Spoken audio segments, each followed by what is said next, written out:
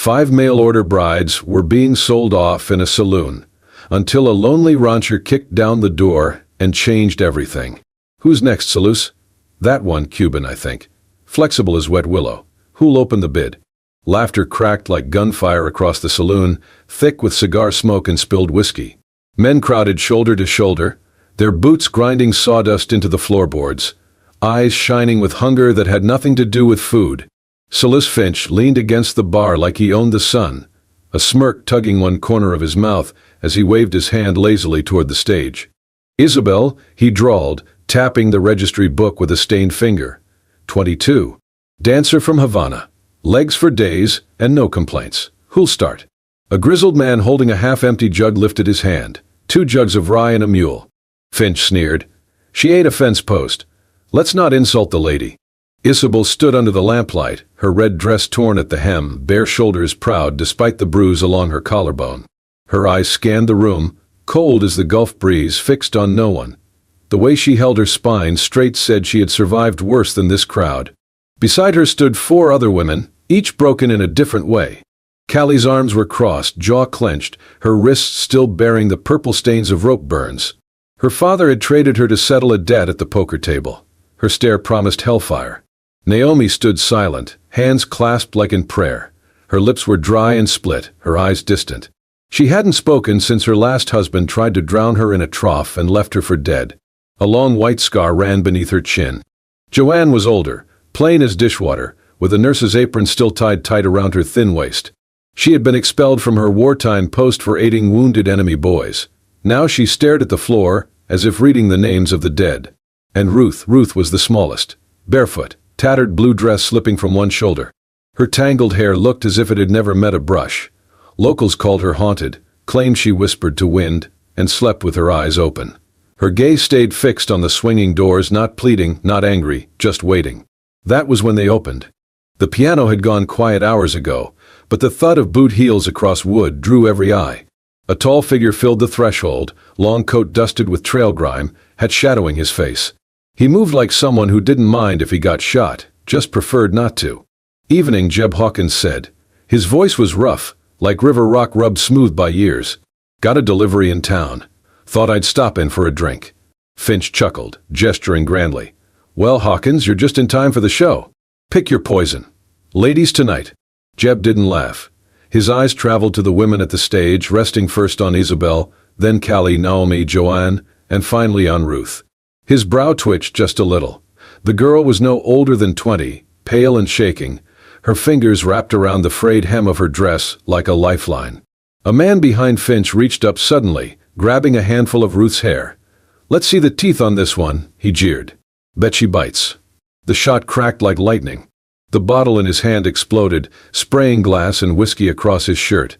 He yelped, stumbled back. Smoke curled from the barrel of Jeb's revolver, which he had drawn so fast most men hadn't seen him move. Don't touch her, Jeb said quietly. The room froze. Finch blinked. You just shot a bottle, he said carefully. Not a man. So let's hope that was your warning. Jeb stepped forward, slowly, deliberately. The floor creaked under his weight. I'm not here to bid, he said. Not here to bargain. Then why are you here? Someone spat.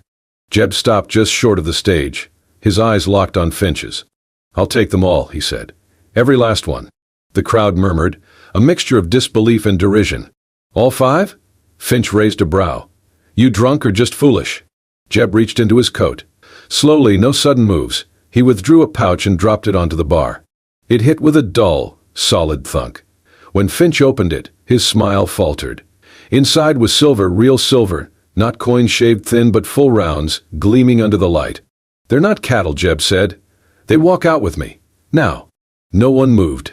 Finch stared at him, then at the women. Finally, Callie stepped down from the platform. Then Isabel, chin high. Naomi followed, trembling but steady. Joanne nodded once before joining them. Ruth hesitated. Jeb extended his hand. She took it. Her fingers were cold. And then they walked, past the stunned crowd, out into the cold breath of night. Stop them.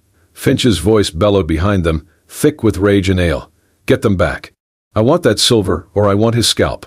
Before the last syllable left his lips, Jeb had already turned. Move, he said low, and though his voice barely rose, it cracked like a whip through the air. The 5 women hesitated for the briefest of seconds. Then Callie grabbed Naomi's elbow. Joanne shoved open the side door near the bar, and they plunged into the night. Jeb covered their retreat, revolver still warm in his hand, boots pounding the wooden floor. Behind them came the scramble, Finch's hired men, 2 of them with rifles, another with a skinning knife, all grinning like the hunt had just begun. They burst into a narrow alley behind the saloon, moonlight slicing through gaps in the old buildings. Mud clung to their boots. A broken ladder leaned against the back of a butcher shop. Barrels lined the walls, reeking of fish and grease. "This way," Jeb hissed, leading them toward the abandoned warehouse at the edge of town. His hand swept low and sharp, signaling silence. The women followed, breath ragged, skirts soaked from puddles and filth. Inside the warehouse, the dark pressed in like a second skin. Jeb lifted a rusted latch, kicked open a back exit, and led them through stacked traits and old plows. Then came the shout there, in the alley. Gunfire cracked. A bullet snapped into the doorframe just as Isabel ducked past. Ruth screamed but kept moving, gripping Naomi's arm so hard her knuckles turned white. Beyond the warehouse, a small gully cut through the dirt. Rainwater had carved a deep trench, slick and steep. Without hesitation, Jeb jumped first, sliding down and landing hard. "Down," he barked. Callie jumped. Then Isabel. Then Joanne, cursing under her breath. Naomi froze for half a second, glancing back. Ruth was still at the edge, trembling, too paralyzed to move. Naomi turned around, grabbed her wrist. "Now," she shouted, or tried to. The sound never came, but her eyes screamed it loud enough. Together they fell, tumbling into the muck below. Jeb looked up. His horse, tied near the barn earlier, had wandered close, startled by the gunfire. He ran for it, vaulted into the saddle, and turned to face the alley's mouth. Men spilled out from the warehouse. One fired, the shot skimming past Jeb's shoulder. "Keep going," he yelled back toward the women, who were climbing the other side of the ditch now, scraping knees and pulling skirts, Ruth being half carried by Naomi.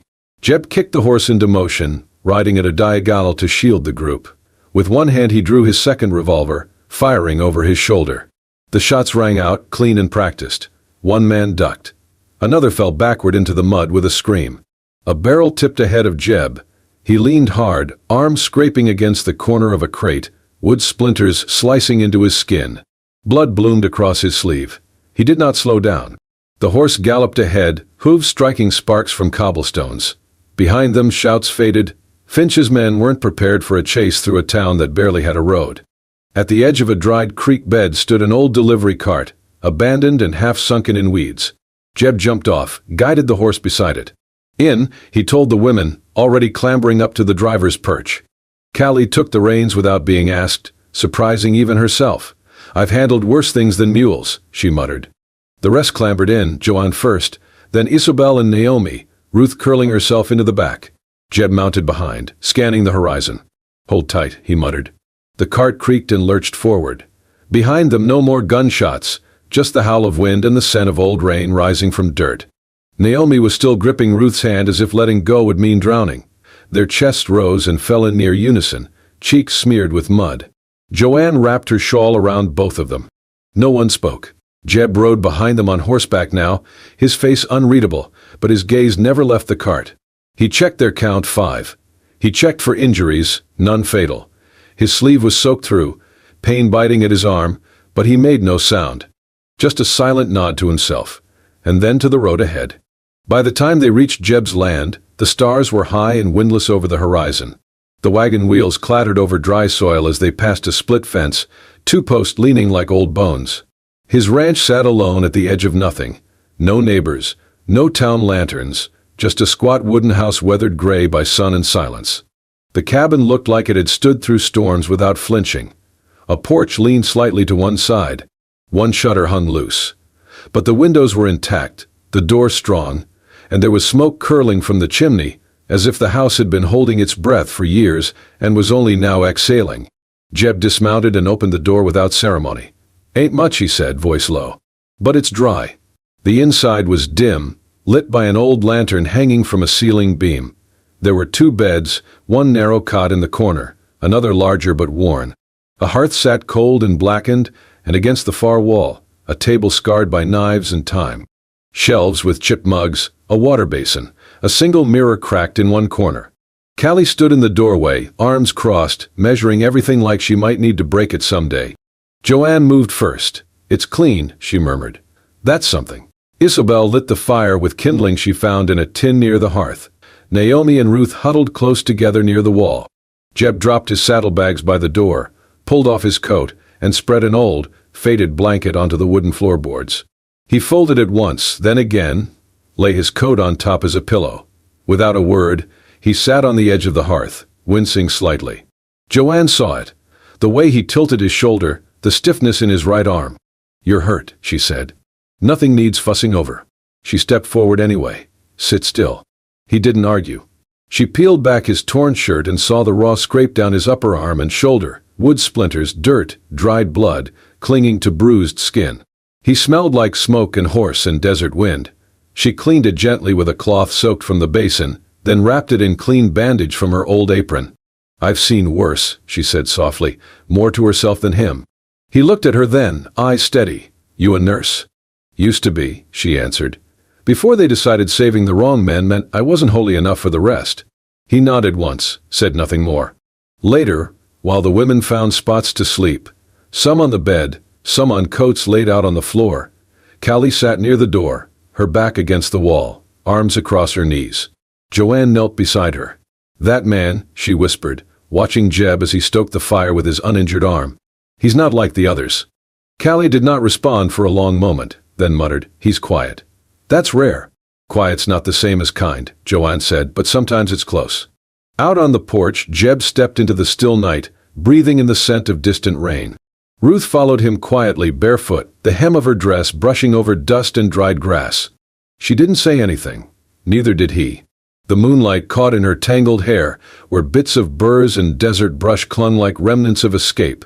Jeb reached out, slowly, brushing the back of her head with fingers rough but gentle, pulling a thorn free. She flinched, but didn't move away. "Got caught in the misquite," he murmured. She looked up, met his eyes. They stood like that for a second, no longer stranger and fugitive, but something thinner, more human. The kind of pause that does not ask for words.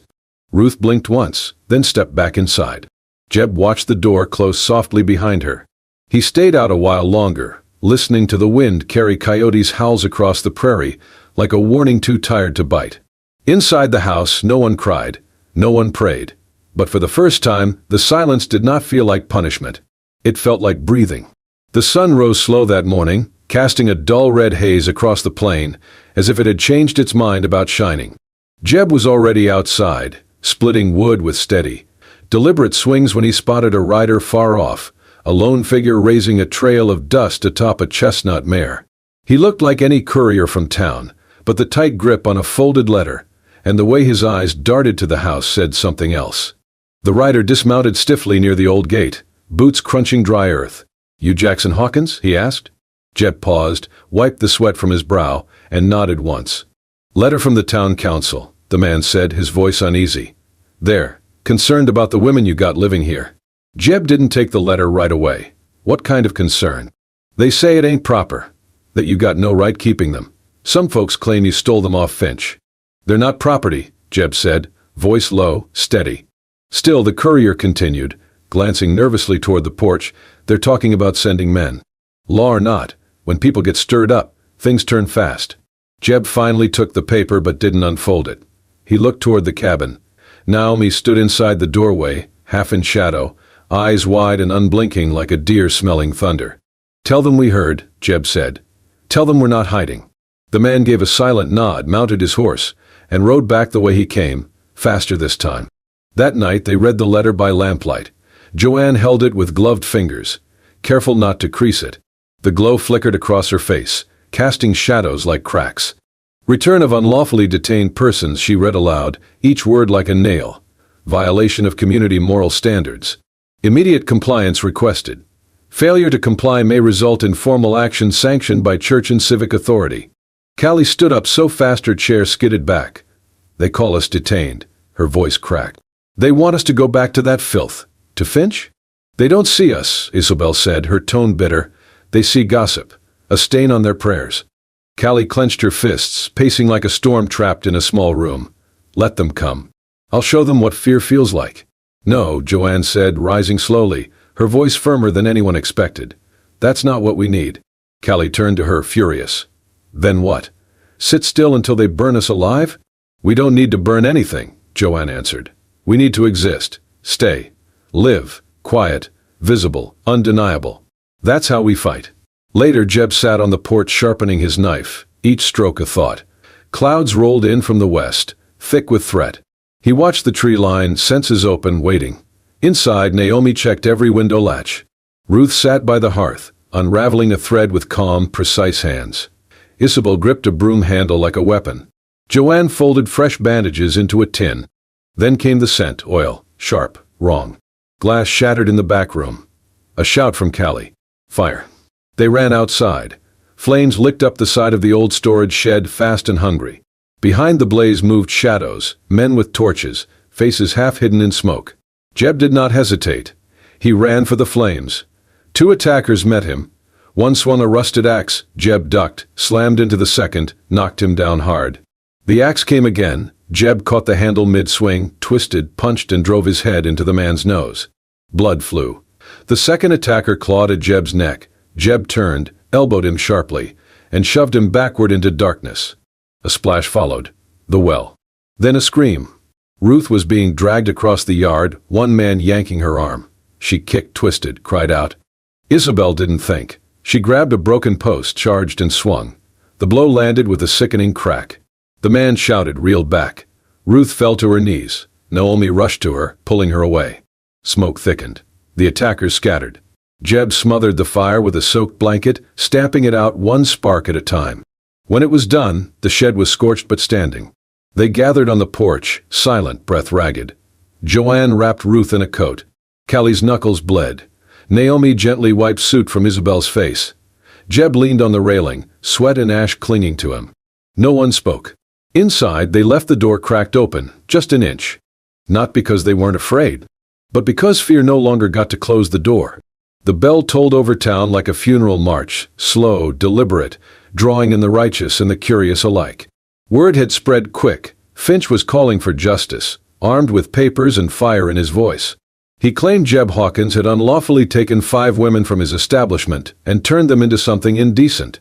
The town called it a prayer meeting, but everyone knew it was more, an unofficial trial dressed up in scripture. By the time the first hymn should have started, the church was full. The pews groaned under the weight of folks who hadn't stepped foot in holy ground since Christmas. Pastor Lindley stood stiff behind the pulpit, looking more hostage than host, his hands gripping a stack of papers Finch had forced into them. Finch sat smug in the front pew, legs crossed, hair slicked, his best coat freshly pressed. He held a leather ledger against his chest like it was scripture. 2 of his bruised men, who'd failed to take the women back by force, flanked him, nursing silent grudges. Earlier that morning, he'd stood in the town square shouting, 1 man, 5 women. That's no homestead. That's a harem with better lighting. He stole them from my care and cloaked it in piety. Jeb Hawkins is no savior. He's a thief hiding behind kindness. The church doors creaked open one last time. Jeb walked in, dust on his boots, hat in hand, face unreadable. He didn't look at Finch. Didn't look at the crowd. Just took a seat near the back. The 5 women didn't follow him in, but the memory of their presence, of what they'd endured, hung thick in the air. Pastor Lindley cleared his throat. We've gathered today under concern. Allegations of unlawful detainment, of moral deviation. Mr. Finch believes his rights have been violated. Finch stood slow and theatrical. He held the ledger high, signed, sealed, witnessed. Those women were under contract, legal binding. I gave them shelter, food, work. He gave them lawlessness. The crowd murmured, torn between church manners and town gossip. Jeb stood, slow and sure. Where I come from, he said, voice carrying without effort, people ain't paper. Finch scoffed. Tell that to the 5 women sleeping under your roof. Jeb walked forward, stepped past the pews, and climbed the steps to the altar. He reached into his coat, pulled out a folded sheet, and dropped it on the pulpit. The original contract. The very paper Finch was trying to weaponize. Paper doesn't save people, Jeb said, eyes steady. People do. Gasps fluttered through the room. Finch's face reddened. You don't get to decide what's legal. No, Jeb said, but I get to decide what's right. From the side door, Naomi appeared. She walked slowly, hands shaking just slightly, holding a small chalkboard. She stepped to the front and turned it around. Scrawled in white chalk were 4 words. Freedom does not ask permission. A hush spread across the congregation, thick as fog. Finch exploded. This is a circus. No, Joanne's voice came calm and strong from the back. The circus was yours. Selling fear and calling it safety. Calling it work. Calling it salvation. Finch turned, seeking allies. But heads lowered. Eyes looked away. No one stepped forward. Callie entered next, arms crossed, fading bruises still visible along her jaw. You fed us fear, she said clearly.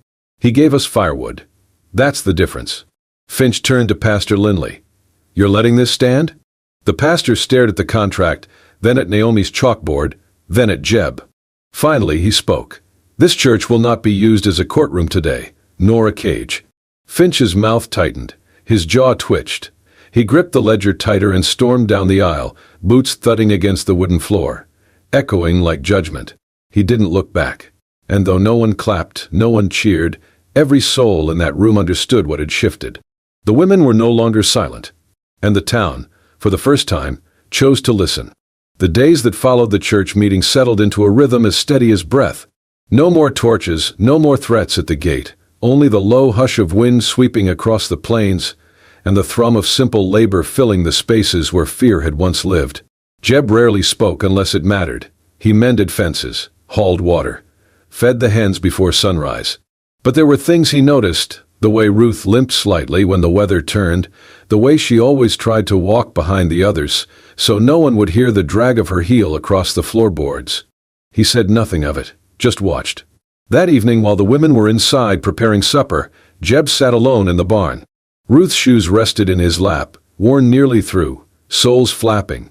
One heel bent inward like it had long since given up trying to do its job. She had never complained, never asked for new ones, just kept walking. With the help of a small knife and a square of good leather from the tack box, Jeb reshaped the inner lining, added padding where her ankle rubbed raw, and reshaped the heel to balance her gait. His fingers moved slow but sure, not rushed. The kind of care that came from understanding pain you could not erase, only soften.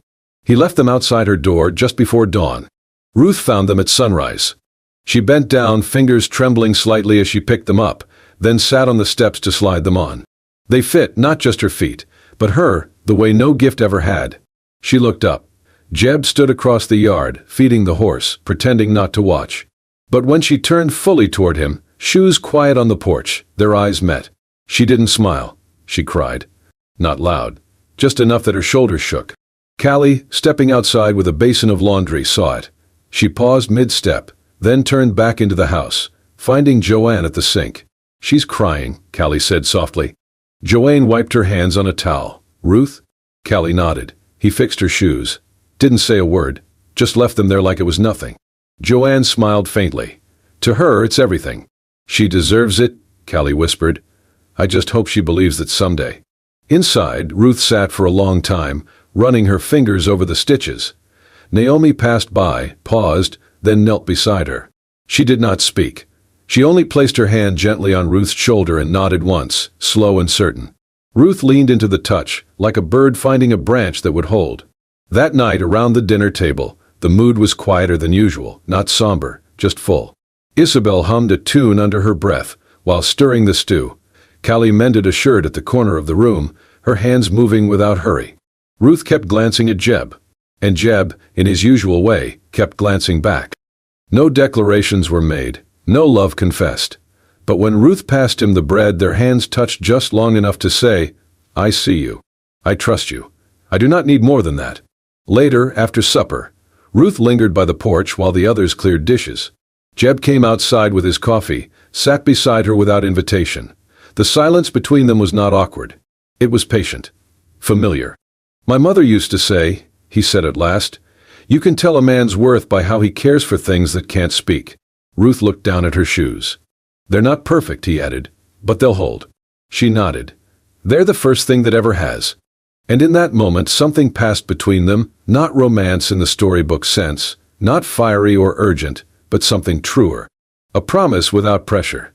A feeling stitched together, quiet as the thread he'd used to make her shoes whole again. The wind returned that night with a sharp bite, curling across the hills like it carried warning. Jeb was checking the fence line. a gnawing feeling in his chest.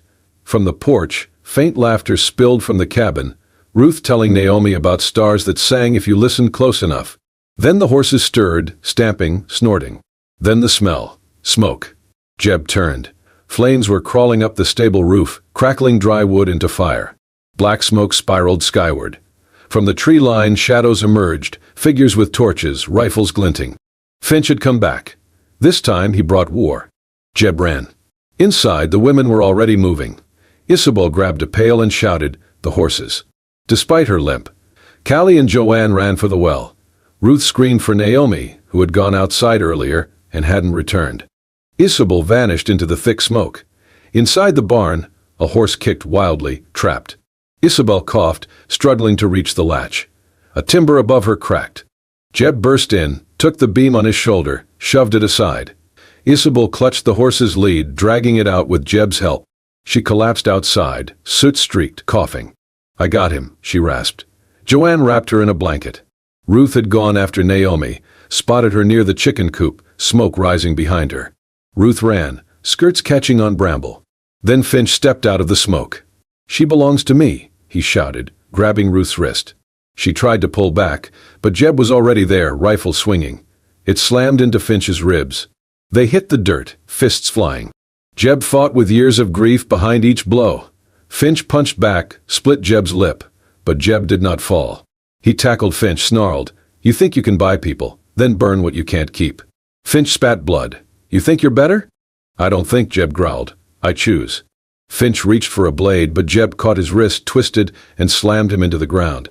He raised his rifle stock. Finch coughed, face pale. "Do it," he said. "Prove you're just like me." Jeb froze, then lowered the weapon. "You're not worth remembering." Behind him, Ruth and Naomi emerged from the shed. Naomi coughed hard, but she was safe. Joanne rushed to help. Callie and Isabel stomped out flames with wet blankets. The barn had burned, but it stood. Jeb dragged Finch to the edge of the ranch, tied him to his own horse. "You ride," he said, "and never come back." Finch didn't argue. Just spat in the dirt and rode off. As dawn crept over the land, they stood in the ash, bruised, blackened, breathing. Callie sat beside Isabel, holding her hand. Joanne leaned her head briefly on Jeb's shoulder, then stepped aside so Ruth could come closer. No words. Only breath. Arms wrapped around one another. The barn had burned, but what mattered was still standing. Spring came slow that year, but when it arrived, it stayed. The ash from the fire had been cleared. New beams replaced the ones that burned. A fresh coat of whitewash covered the cabin walls. And yet, what had changed most wasn't the wood, or the roof, or the fields, but the people inside them. No one left. The women who had once sat silent on a saloon wall, waiting to be claimed like livestock, now moved through the ranch like they'd always belonged there. Because now they did. Ruth and Jeb were married one morning, just after sunrise. No priest. No audience beyond the four women who stood beside them, cheeks pink from the cold, eyes bright with something fierce and proud. Joanne held Ruth's bouquet, made of wild sage and dried wheat. Naomi braided a ribbon into her hair. Isabel played a slow tune on a borrowed fiddle, the bow light and careful. Callie stood beside Jeb like a second witness, nodding when he stumbled over the words. There were no rings, just one promise. Jeb took Ruth's hands in his, voice steady. "You don't belong to me," he said. "You are yours. And I'm lucky, because you chose to be near." Ruth smiled then, small but real, a smile that had never existed in the saloon, or under any man's claim. She leaned forward and kissed him, not with trembling, not with fear, but with the surety of someone who had found home. After the ceremony, life didn't slow, it deepened. Callie opened a saddle repair shop near the edge of town, close enough for customers but far enough not to hear the gossip. She worked with her sleeves rolled up and her chin high, teaching young boys how to knot leather and never apologize for being loud. Isabel turned the old granary into a dance room, just one mirror, one wooden floor. She taught little girls how to move their hips like wind and their hands like water. Her limp remained, but so did her grace. Naomi began visiting the schoolhouse. At first just to help sweep, then to teach a few signs to a mute child who stared more than spoke. Soon, the whole town knew how to say friend with their fingers. And Joanne returned to medicine, not under a banner, not in a uniform, but in the homes of women in labor and old men too proud to say they were afraid. They called her Doc Joe. She never corrected them. No one grew jealous.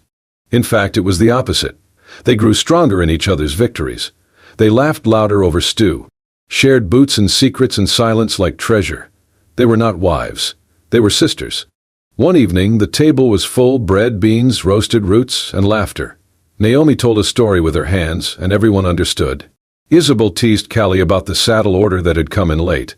Joanne threatened to make everyone drink her bitter tonic. And Ruth, hair braided and cheeks flushed, leaned into Jeb's shoulder with the ease of someone who knew she'd never have to ask permission to do so. Jeb raised his cup, tapped it once against the table. "To peace," he said. They all nodded. Later that night, Ruth stood at the porch rail, looking out toward the ridge.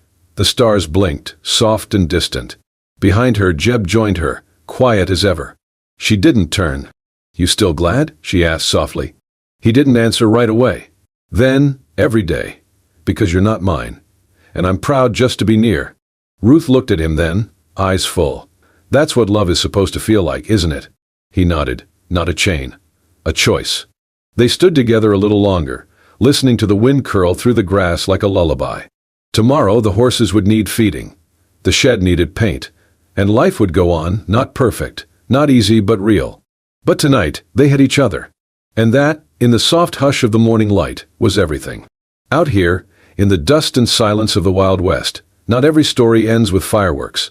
Some end with a quiet porch, the creak of a rocking chair, and the kind of love that grows from courage, not conquest. Jeb did not ride in to save anyone. He simply stood where no one else did, and made room for the broken to become whole again. If this story stirred something in you, if you believe love can bloom even in the hardest places, then saddle up and join us for more. Where every tale is born from dust, danger, and devotion that defies the odds. Until next time, ride safe, and love even safer.